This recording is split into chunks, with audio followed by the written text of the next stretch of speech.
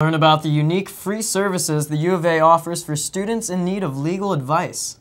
Find out how you can get involved in an honorary club. And hear how the U of A's newest minor is making waves across the country. All this and more tonight on Wildcast. This is Wildcast.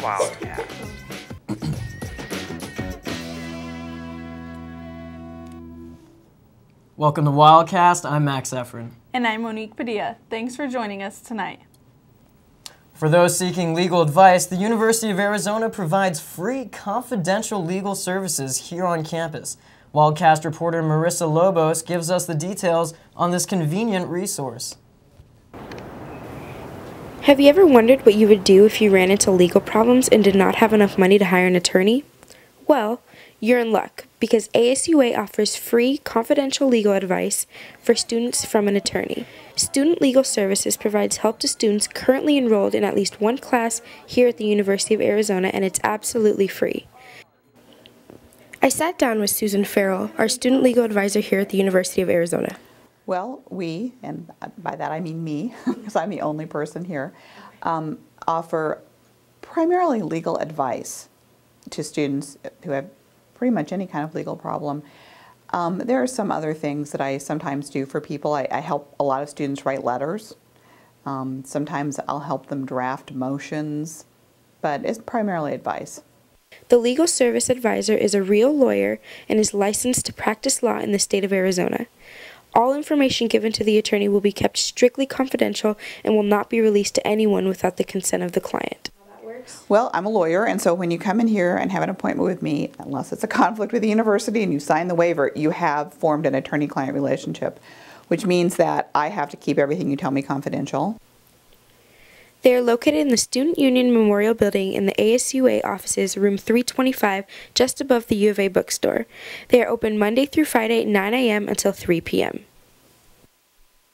I mean, it's a really good idea to have it because I know people that are out of town that don't, they can't just go home to get, legal advice, or, college students, we don't know anything about our, not necessarily about our rights, but, they can help us if something happens and we have no idea what to do about it. So it's a really good idea to have it. Even though the attorneys offer several legal services, they're unable to help you with issues you may have with the university itself. They might be able to give you some advice, but you'd be required to sign a special waiver. I cannot help I can't help if a student has a conflict with another student. That's a policy of the office. It just doesn't seem fair, because then whichever student gets here first gets free legal advice and the other person can't, because I can't give advice to two people. More information can be found on their website at legal.asua.arizona.edu. This is Marissa Lobos reporting for Wildcast. The White House has drafted an overhaul for the nation's immigration policies. President Obama is getting much criticism for this proposed backup plan that would allow over 11 million illegal immigrants to obtain a visa and be considered a U.S. citizen in an 8-year time frame. They would have to pass a background check, submit biometric information, and pay a fee to obtain what would be called the lawful prospective immigrant visa. Senator Marco Rubio said this immigration legislation was drafted without input from Republican members in Congress, and that this bill will leave the U.S. with an unsecured borders and a broken legal immigration system for years to come. Earlier this year, University Campus Health Services released an alcohol consumption survey. The results on student drinking habits were surprising. Reporter Emily Christian-Hodder has the details. I said her name right. The annual Health and Wellness Survey conducted by Campus Health suggests that UA students are drinking less. However, most UA students seem to disagree. I mean, I would probably disagree. I've been to the parties, I've seen girls, I've seen the guys. According to the results, the average number of drinks consumed per week has decreased from 7.6 drinks in 2002 to 4.5 drinks in 2012. No, from what I've seen, people go a little overboard on the weekends. This survey is distributed annually to a random selection of students in order to track UA's alcohol consumption. But if students disagree that drinking has decreased, What is contributing to these results? Either kids are lying or probably just making themselves look better. Like, no one really wants to be labeled as like the person who gets hammered every weekend, so everyone just puts down like, oh yeah, I had 1 to 2 drinks maybe, but like everyone drinks. Another contributing factor to this decrease could be the growing number of alcohol education and awareness programs. Yeah, definitely. Alcohol safety is an all-time high because I took like I literally did like 7 alcohol lectures. People just heard more like knowledgeable on what happens when you drink. The Health Promotion and Preventive Services at Campus Health offers several alcohol education programs to help UA students make healthy choices. For more information about these programs, visit the Campus Health website. Reporting for Wildcast, I'm Emily Kirshenhuter. It's a good topic to look more into because I'm not sure whether perhaps increased law enforcement, who knows what's causing this survey to have the results that it did. Right, and maybe the amount of red tags that people are getting, maybe this has an influence, and maybe this is why they are so low. It's very possible, right. Yeah. Asking for help when you need it is a valuable trait everyone should put to practice, especially when it's concerning your mental well-being. Wildcast reporter Serena Nafarate tells us where help is offered here on campus for those who are trying to work through their concerns they're facing. College can be a trying time for students, and sometimes the stress is more than just stress. Experts estimate around 1 in 5 young adults in the U.S. have experienced a mental, emotional, or behavioral disorder. In fact, studies show that most adults with mental disorders begin to display symptoms in their early 20s. Michael Medrano, a Spanish and psychology major, was recently diagnosed with panic disorder after suffering a sudden panic attack. I take a pill every day. Some days are worse than others, and I need a tranquilizer.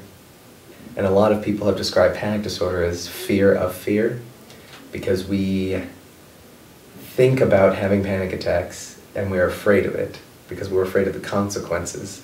It's difficult on certain days when you can't control the thoughts.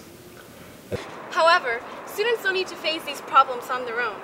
The university's Campus Health offers resources like CAPS and OASIS to help students cope with their problems and help with the struggles that college life may lead to.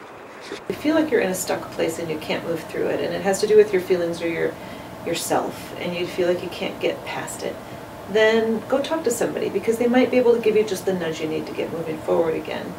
And the worst thing that could happen is nothing's any better. But in the best case scenario, which is really very common, just talking to somebody can help a lot. Often there are common psychological reactions following a traumatic event. Doesn't mean that trauma causes mental illness necessarily, but that anxiety, depression, certain kinds of things can be a common development. CAPS and OASIS are located in the 3rd floor of the Campus Health complex. Walk-in patients are welcome, but appointments can be made by calling 520-621-3334. For Wildcast, this is Sarina Nafarate. For more information, go to www.health.arizona.edu or call 520-621-3334. Stay with us after the break for a look into how UA students are balancing jobs and internships alongside their schoolwork. I'm Derek Williams, your former U of A Wildcat. You're watching UA TV. Don't change the channel.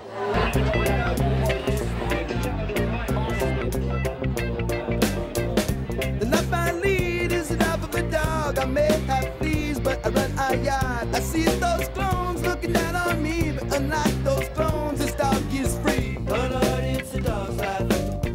Oh Lord, it's a dog's life, dog's life. Oh Lord, it's a dog's life. People may tune out someone they see on a median trying to sell newspapers. Those extra few hours of having to swipe your CAT card to get in at night might be keeping non-U of A students out of the library. And while some are traveling to Mexico for cheaper gas, others are forced to pay those high prices at the pump.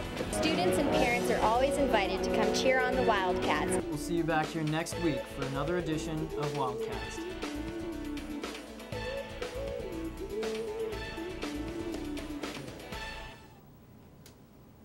The life of a university student can be overwhelming at times, especially when one is juggling to attempt more than just their studies. Wildcast reporter Marie Flores tells what sort of challenges students in these situations face and what to be conscious of. These powers scare me because being a student at the U of A can be a difficult task, but then add in internships and work and it becomes much more difficult. Responsibility and time management are essential to being successful. My internship only takes around 2 hours a week, so it's not terrible. I mean, I have to spend a little bit more getting my set ready because I DJ at Camp Student Radio, so I have to get my music together. Probably takes me around another hour, so a total of 3 hours a week, and with schoolwork it's not too bad. I then interviewed Professor Knight to get her intake on how students manage their time with jobs and internships. I think students today are very busy. Many students have jobs, internships, as well as commitments. I think that somewhat students' attitudes have changed a little bit, where students feel like when they come in and put the class time in, that should be enough. And they forget that they have to build in time for the homework, because getting the college credit isn't just enough to go to class. Reporting for Wildcast, this is Marie Flores. Two brand new businesses near the University of Arizona are looking forward to spring break in the hopes that businesses will pick up as students start to venture outside, hungry after a long hibernation.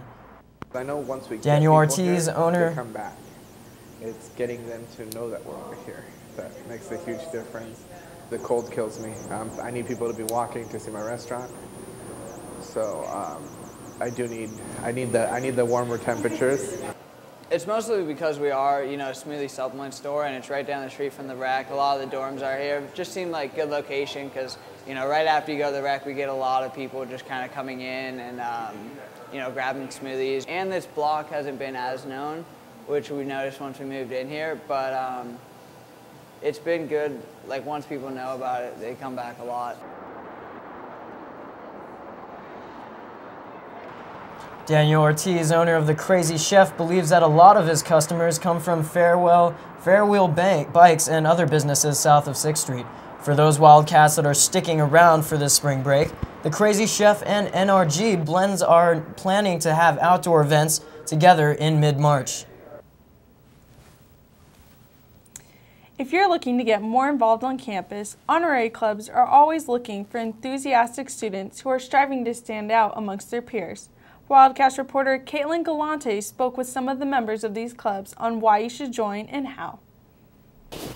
Hi Wildcats! It's that time of the year to apply to become a member of a University of Arizona honorary. For those unaware of what honoraries are, they're student-run organizations for students in each grade level in any particular major. Honoraries are a great way for students to get involved on campus as well as meet lifelong friends and have a great time. My favorite event just has to be when we go to games together. We all go together, sit together, we get really spirited. It's pretty embarrassing sometimes, but we have fun. The benefits of being in an honorary is you really get to meet a lot of people who you normally wouldn't meet. They might not be from your respective major classes, a Greek organization, and you get to meet a lot of really cool people that you may not have met outside of an honorary. Honoraries can help students develop lifelong friendships, memories, connections, and many other advantages for their lives and careers. Students can apply to be in an honorary on the Facebook sites or the Arizona websites. Definitely join honoraries. It's been the best experience of my entire freshman year, and I would never take it back. I've met so many new people, done so many new things that I would have never done before. It's just overall been the best experience ever. I'm Caitlin Galante reporting at the Eller School of Business for Wildcast. For more information, go to the website listed above or contact Jill Hall at the email given. You've seen space rocks hurling towards Earth in the movies, but Russia experienced a real hit by a meteor just this weekend. It happened just before 9:30 a.m. near Chelyabinsk in the Ural Mountains. Health officials said more than 900 people were injured and 43 were sent to the hospital. Much of the fireball disintegrated in the Earth's atmosphere, but it was still large enough to cause severe damage upon impact. After the break, learn about the hippest new minor being offered here at the U of A. With an undefeated 5-0 outcome for the Fall Classic Tournament. The Occupy movement is taking hold because of its strength in numbers. Tonight is the absolute last night to ride the trolley, as it is closing for 2 years. We're sitting on what used to be known as Bear Down Field, which will soon be U of A's new practice field. I'm Evan Murray, reporting from McHale Center with Wildcast.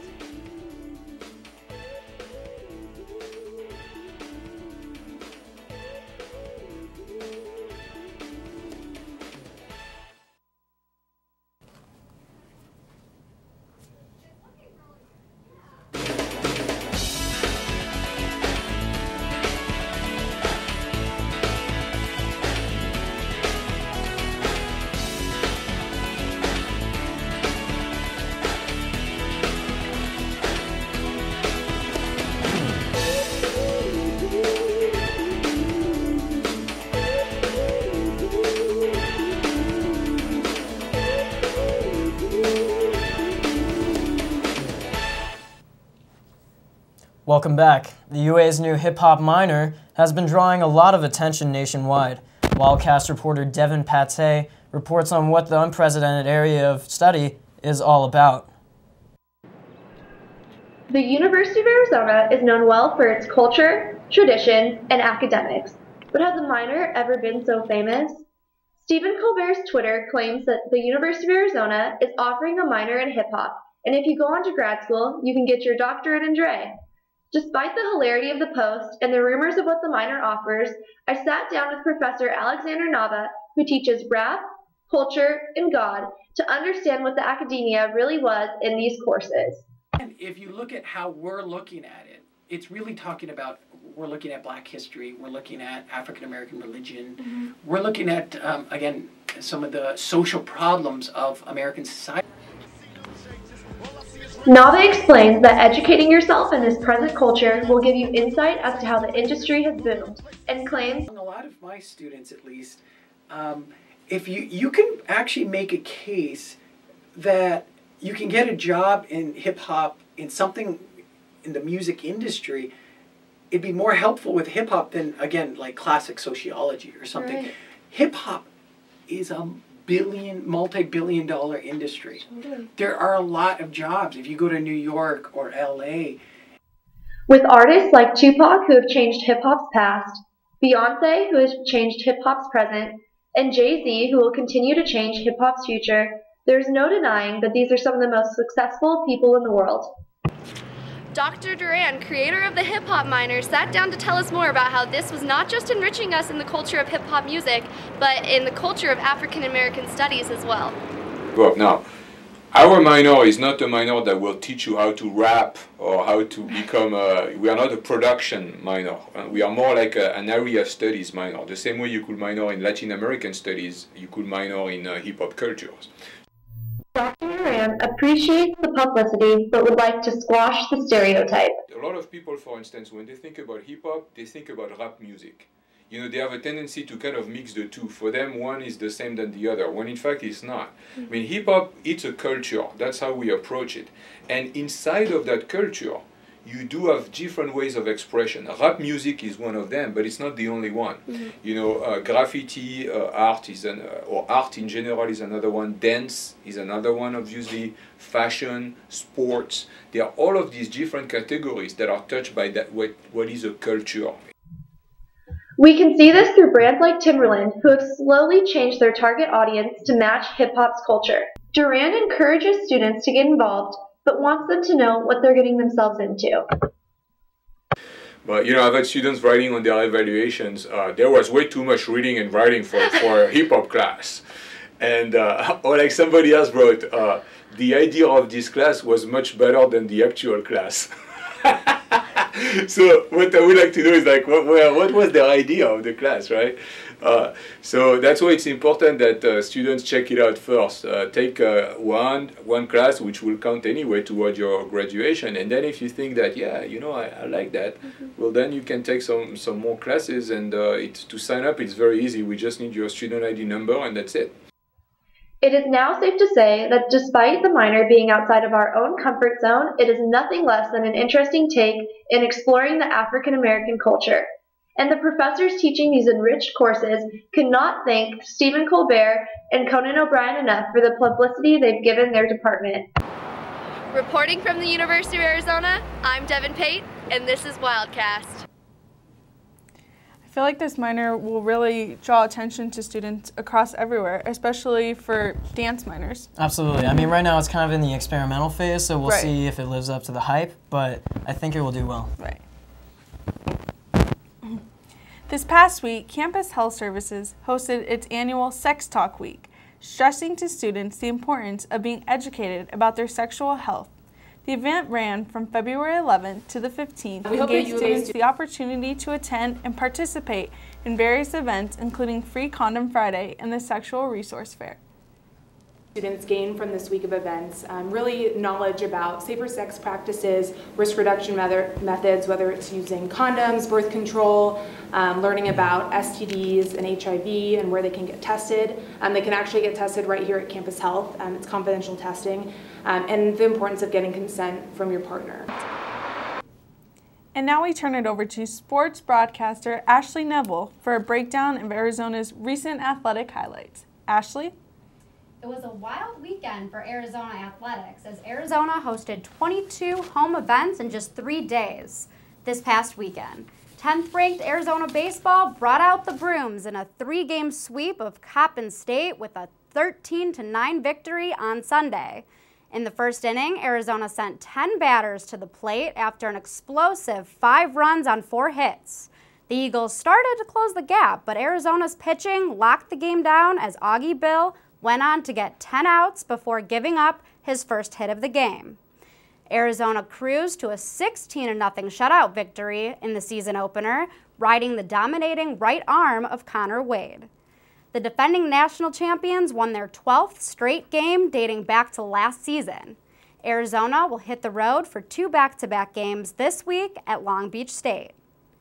16th-ranked Arizona softball completed a 5-game sweep of the Hillenbrand Invitational with a 13-1 victory over Utah State to improve to an 8-2 record. The women's tennis team overwhelmed Santa Clara in a 6-1 victory, recording its 6th home win of the year. Every Arizona player posted a win in either doubles or singles play. In basketball news, the Arizona women's squad broke its losing streak with a 61-52 win over Utah on Sunday at the McHale Center. Senior Davelyn White led the Wildcats with 21 points, 9 rebounds, 5 steals, and 4 assists. In men's basketball, Arizona bounced back from its loss to Colorado on Thursday as Mark Lyons led the 12th-ranked Wildcats to a 68-64 victory over Utah on Sunday. Lyons scored 18 points, followed by Solomon Hill and Brandon Ashley's 10 points apiece. Arizona led by as many as 13 early in the second half, but Utah came out strong with a 14-3 run to tie the game at 51 with just over 7 minutes left in regulation. Arizona regained the lead. Utah came within 2, but a putback by Kevin Parham and layup by Mark Lyons sealed the deal for the Wildcats. Arizona will host Washington this Wednesday and Washington State this Saturday at the McHale Center. It was an eventful and exciting weekend for Arizona Wildcat fans. Thanks for listening. Thank you, Ashley. As always, thanks for tuning in to Wildcast. You can watch us anytime online at uatv.arizona.edu or on our YouTube channel, UATV-CH3. And we'll see you next week for another late edition of Wildcast.